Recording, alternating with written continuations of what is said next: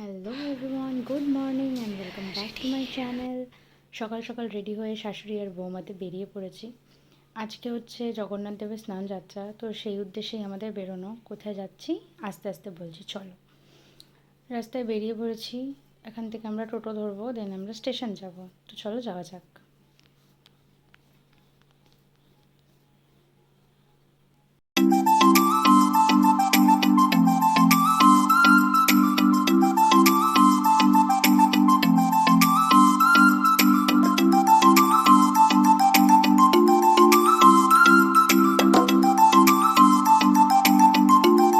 সকাল থেকে ওয়েদারটা মেঘলা মেঘলা ছিল, আর স্টেশন আসা মাত্রই বৃষ্টি শুরু হয়ে গেল এদিকে। আর এখানে আমি হাতটা একটু ঠিক করে নিচ্ছিলাম, গলায় লাগছিল, আর হাতটা একটু ঘুরে গেছিলো, আর মামনি সেটার ভিডিও করে দিচ্ছে। তো চলো, ব্যাপারটা হচ্ছে আজকে যেহেতু জগন্নাথ দেবের স্নান যাত্রা, তো শুনেছি জগন্নাথ দেবের স্নান যাত্রা দর্শন করলে নাকি পাপ মোচন হয়। সেই উদ্দেশ্যেই আমাদের বেরোনো। জানি না অজান্তে জেনে হোক, কোথাও যদি পাপ করে থাকি তারই না হয় একটু পুণ্য করে আসি গিয়ে। তো আমাদের ট্রেন চলে এসছে, আমরা যাচ্ছি চাকদা। তো আমরা কাকিনাড়া থেকে ট্রেনে উঠে চাকদায় নেমে পড়েছি, দেখতেই পারছো। আর ভীষণ তাড়াহুড়ো করছিলাম, কারণ মেঘ এখানেও করছিল। ভেবেছিলাম যাতে বৃষ্টিটা আসার আগেই মন্দিরে পৌঁছে যাই। যে জায়গাটায় যাচ্ছি সেটা হচ্ছে আমার শাশুড়ি মা তার মামার মঠ, মানে জগন্নাথ দেবের মন্দির। তার দায়িত্বে আছেন আমার শাশুড়ি মার যে মামা তিনি। জায়গাটা হচ্ছে চাকদা। চাকদা স্টেশনে নেমে বাইরের দিকে দেখবে এই পাশে 1 নম্বরের দিকে যে কোনো টোটোওয়ালাকে বললেই হবে যে যশোরা জগন্নাথ মন্দির যাব, তোমাদেরকে নিয়ে যাবে। কথা বলতে বলতে আমরা কিন্তু প্রায় কাছাকাছি চলে এসেছি। আজকে একদম মন্দিরের সামনে অবধি টোটো যাবে না, কারণ ওখানে নাকি মেলা বসে। আমি প্রথমবার যাচ্ছি, আর তোমাদেরকেও নিয়ে যাচ্ছি। তো চলো যাই।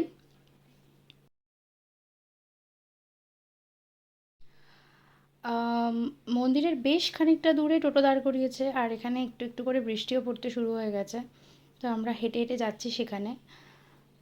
এত সুন্দর জায়গাটা বলার মতো না। চলে এসেছি মন্দিরে, এটা মন্দিরের মেন গেট, আর সারাটা রাস্তা জুড়ে মেলা বসেছে। মন্দিরের ভেতরেও কিছুটা মেলা বসেছে। চলো যাই।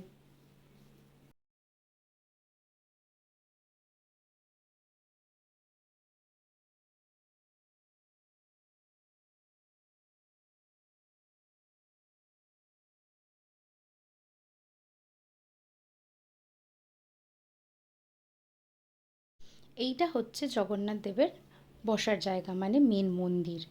আর এই জায়গাটাতে সবাই এখন প্রসাদ নিতে ব্যস্ত। স্নান যাত্রা হয়ে গিয়েছে, আমরা দেরি করে গেছিলাম তাই দেখতে পারিনি। বিশাল বড় জায়গা জুড়ে রয়েছে মন্দিরটি, আর এখানে সবাই আমরা বিশ্রাম নিচ্ছিলাম। এখানে আমার বড় মাসি শাশুড়ি আর বড় মেশশ্বশুর রয়েছে, মানে মেসোমশাই রয়েছে। ঘোরাটোরা হলো, এবার যাই খাওয়ার জায়গায়। দুপুর হয়ে গেছে, প্রায় 2:30 বাজে, আমাদের যেতে লেট হয়েছে। চলে এসেছি আমরা ভোগ খেতে। তো চলো যাই, খেয়ে দিয়ে নিই, তারপর দেখা হচ্ছে।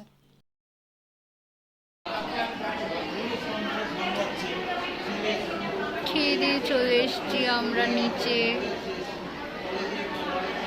এখানে সবাই রেস্ট নিচ্ছে।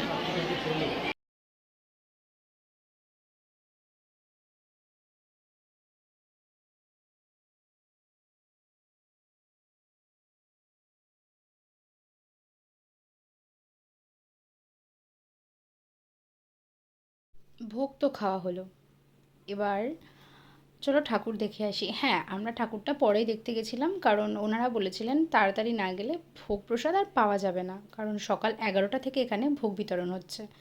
অন্নভোগ ছিল, আর খিচুড়ি ভোগও ছিল। চলো, এটা হচ্ছে গোশালা। এখানে কিছু বললে আমি আর কথা শুনতে পাবে না, তো আমি জাস্ট ভিডিও করছি, ভয়েসটা পরে দিয়ে দেবো। মন্দিরের ঠিক বাইরেটায় একদম গা লেগে জায়গাটা থেকেই মেলা কিন্তু শুরু। চলো, মেলা ঘুরতে ঘুরতে ঠাকুর দর্শন করা যাক। ও, যেটা বলছিলাম, আমরা যেহেতু লেট করে ফেলেছিলাম আসতে, তাই জন্য আমরা আগে প্রসাদ গ্রহণ করেছি, তারপর ঠাকুর দর্শন করতে যাচ্ছি, কারণ সেই মুহূর্তে ওখানে প্রচুর ভিড় ছিল, চাইলেও দর্শন করা হতো না। তো যেখানে জগন্নাথ দেবকে স্নান করানো হয়েছে, চলো সেইখানে যাই।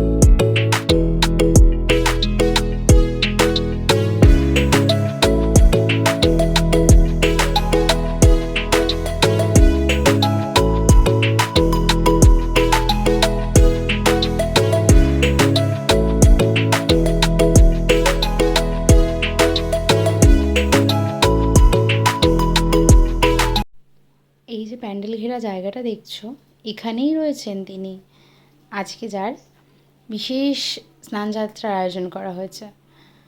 চলো যাই, সবাই বলো জয় জগন্নাথ। চলো দেখা যাক জগন্নাথকে।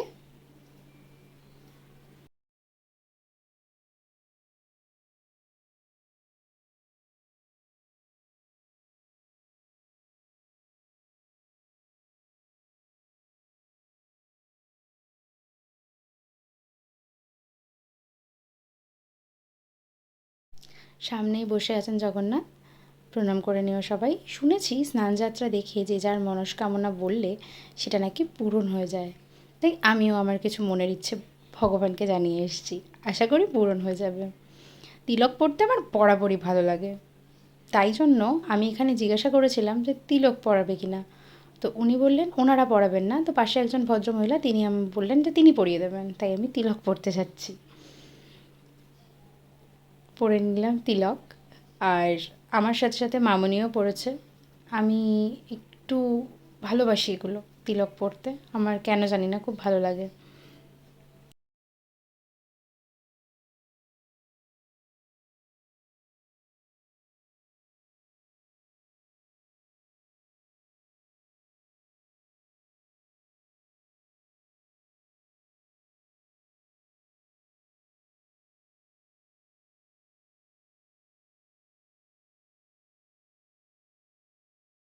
এই মন্দিরটি কিন্তু 12 মাস খোলা।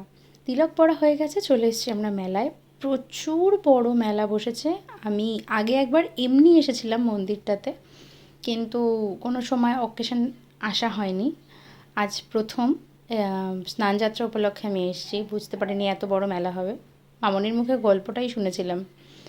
ও, আমি একটা জিনিসও নিয়েছি মেলা থেকে, সেটা পরে দেখাবো। যেটা বলছিলাম, অন্য সময় যদি তোমরা এখানে আসো, তোমরা কিন্তু এখানে দুপুরের ভোগ গ্রহণ করতে পারবে। ঠিক আছে, এখানে প্রতিদিন বেশ কিছু মানুষ রেগুলার বেসিসে ভোগ বিতরণ করেন। তোমরা এখানে বসে আরাম করে খেয়ে রেস্ট নিয়ে যেতে পারবে, চাইলে থাকার ব্যবস্থাও আছে এখানে। আমরা অন্য দিন এসে থেকেছিলাম বলতে রেস্ট নিয়েছিলাম, বিকেলবেলা বাড়ি চলে এসেছিলাম, আর আজকে আমরা সেটাও করিনি। আর তার থেকে বড় কথা হলো এখানে একটা জায়গা আছে, এই জায়গাতে কিন্তু আজকের দিনে ভোগ দেওয়া হচ্ছিল। আর ওপরে এই যে তোমাদের দেখালাম মন্দিরটা ঘুরিয়ে, এবার চলো দেরি হয়ে যাচ্ছে, বাড়ি ফেরার জন্য বেরোনো যাক। বেরিয়ে পড়েছি বাড়ির উদ্দেশ্যে, উঠে পড়েছি টোটোতে। তো যাব স্টেশন, মাসিমণিরা চলে যাবে রানাঘাট, আমরা চলে আসবো আমাদের বাড়ি। আর এখানে একটু কথাবার্তা বলে নিচ্ছিলাম, চলো যাওয়া যাক।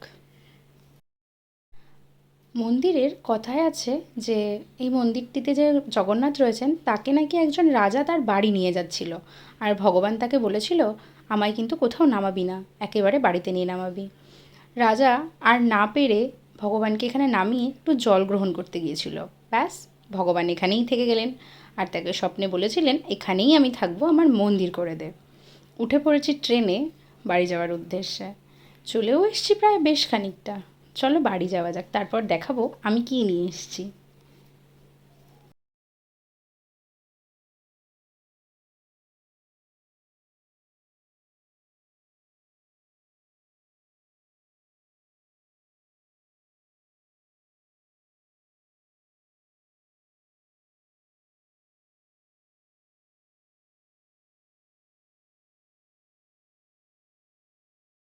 চলে এসেছি বাড়িতে, দাঁড়াও ভেতরে ঢুকি, তারপর তো দেখাবো কী এনেছি।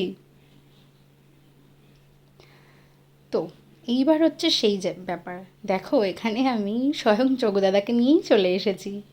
হ্যাঁ, যোগুদাদা বললাম, কোনো একটা সিরিয়ালে শুনেছিলাম। না না, সিরিয়ালটা আমাদের বাড়িতে সবাই দেখে, তাই যোগুদাদা বলাটা অভ্যেস হয়ে গেছে।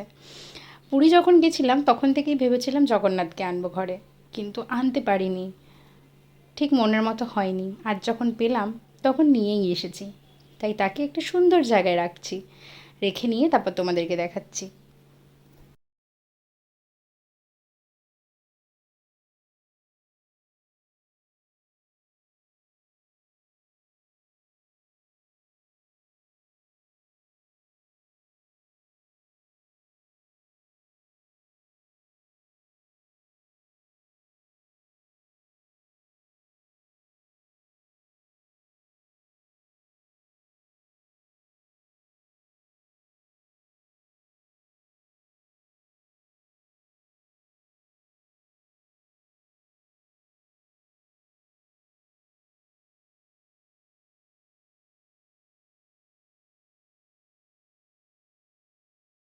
এই দেখো আমার জগদাদা, এই এই র্যাকটা বই রাখার জন্য নেওয়া হয়েছিল, কিন্তু এটাতে আমার গোপলু জন্মাষ্টমীতে বসেছিল, তাই ভাবলাম এখানেই জগন্নাথকে রাখা যাক।